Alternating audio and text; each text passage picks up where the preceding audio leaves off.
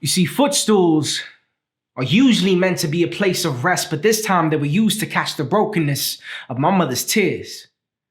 I saw her, sitting in a place where the walls accented a glare of orange. The room, it spoke decorations of an unappreciated wife who turned house to home. She sat there, her knees prostrated before her pain, elbows dug deep into the cushion, fists clenching her faith, body half fetal, half broken, praying and pleading to God that somehow he just might hear her cry.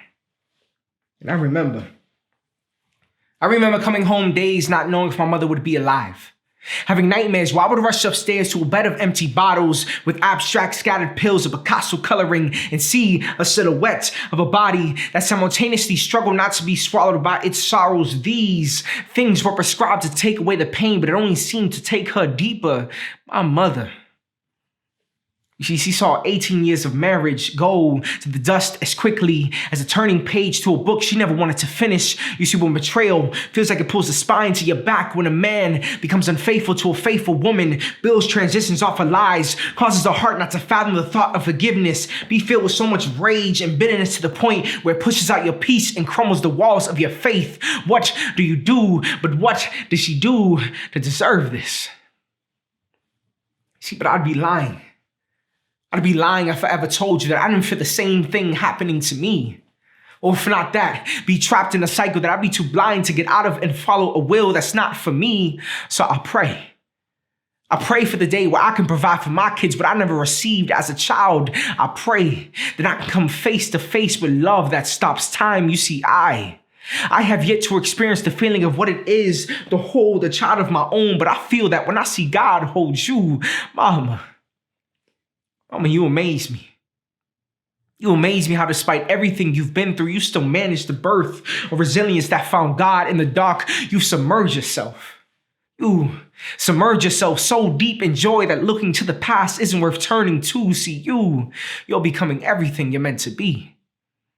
You're more rock than sand, more rose than thorn, more freedom than cocoon, more anchor than water. See, you are beautifully broken and planted at the very same time, exactly where you need to be, building and battling like a man named Moses.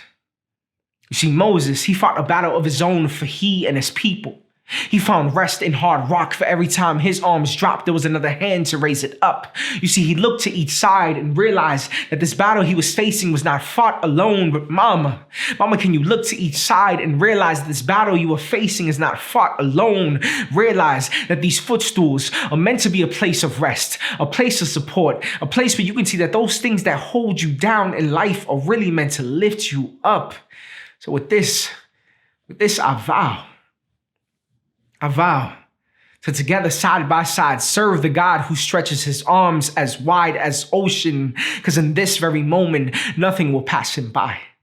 You see, in this very moment, you will receive the healing that you prayed for. In this very moment, your tears will claim its purpose. I vow to honor you as if I never forgot I came from you. I vow to be a watchman seeking for danger coming from afar. I vow that when the weight of life feels unbearable, Mama, you can look to the side and see me looking up to God.